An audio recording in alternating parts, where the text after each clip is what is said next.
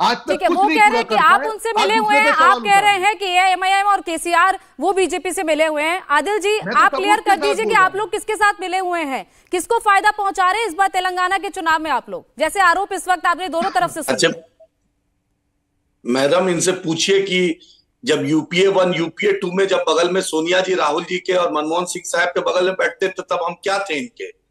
जब रोसैया की, किरण कुमार रेड्डी की, जगन की और वाईएसआर साहब की सरकार बनाने में हमने मदद की थी, क्या थी।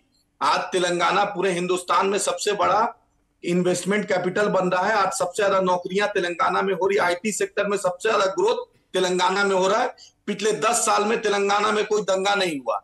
कमलेश्वरम प्रोजेक्ट पूरे हिंदुस्तान का सबसे बड़ा इरिगेशन प्रोजेक्ट है और माइनिटी का 2200 करोड़ माइनिटी बजट है, जो पूरे हिंदुस्तान में किसी स्टेट में नहीं है। ये कांग्रेसी क्या बोलेंगे, राजस्थान में और तेलंगाना में माइनिटी का आबादी सेम है, माइनॉरिटी आबादी सेम है और माइनॉरिटी का बजट सिर्फ 250 करोड़ है और तेलंगाना में 2200 करोड़ है। ये कांग्रेसियों को बोलने का कोई अधिकार नहीं है। जुनैद नसीर को ये 5 लाख रुपया देते हैं और उसके बाद ये चाहते हैं कि मुसलमानों का वोट ले लें। राहुल गांधी जहां जनेऊ दिखाते हैं वहां चुनाव हार जाते हैं और वायनाड में जाकर जीतते हैं जहां मुसलमान उनको जिताता है। और जहां तक शहजाद की बात है तो अंबेडकर साहब के नाम से सेक्रेटरिएट यही तेलंगाना में बना।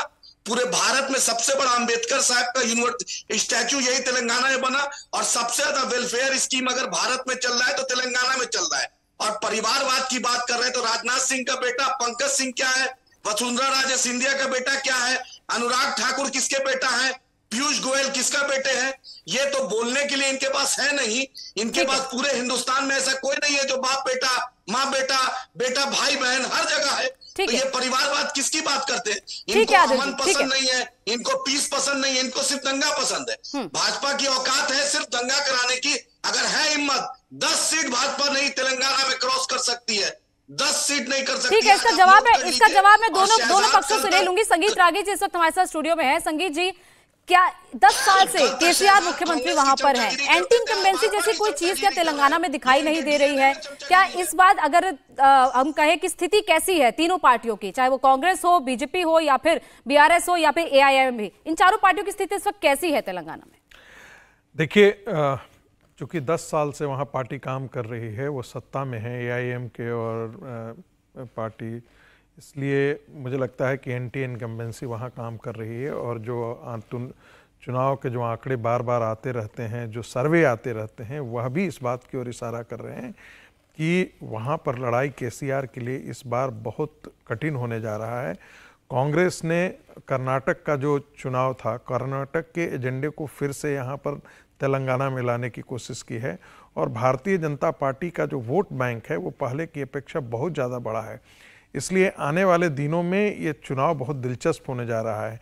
दुर्भाग्य है कांग्रेस के साथ कि कांग्रेस पार्टी जहाँ भी राष्ट्रीय पार्टी जैसे भारतीय जनता पार्टी जहाँ भी आकर के खड़ी हो जाती है तो क्षेत्रीय दल के रूप में, क्षेत्रीय दल से जब उसका चुनाव मैदान में हो जाती है तो कांग्रेस तीसरे पायदान पे चली आती है।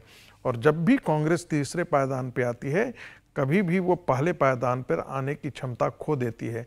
किसी भी स्टेट को आप देख लेंगे, चाहे वो बंगाल हो, चाहे वो बिहार हो, चाहे वो उत्तर प्रदेश हो, चाहे तमिलनाडु हो, चाहे वो और अन्य प्रदेश, जहाँ कांग्रेस और भारतीय जनता पार्टी के बीच में सीधा टकराव होता है, वहाँ पर तो कांग्रेस एक बार सत्ता में आती है, दूसरी बार बीजेपी आती है, इस प्रकार का चीज़ चलता है।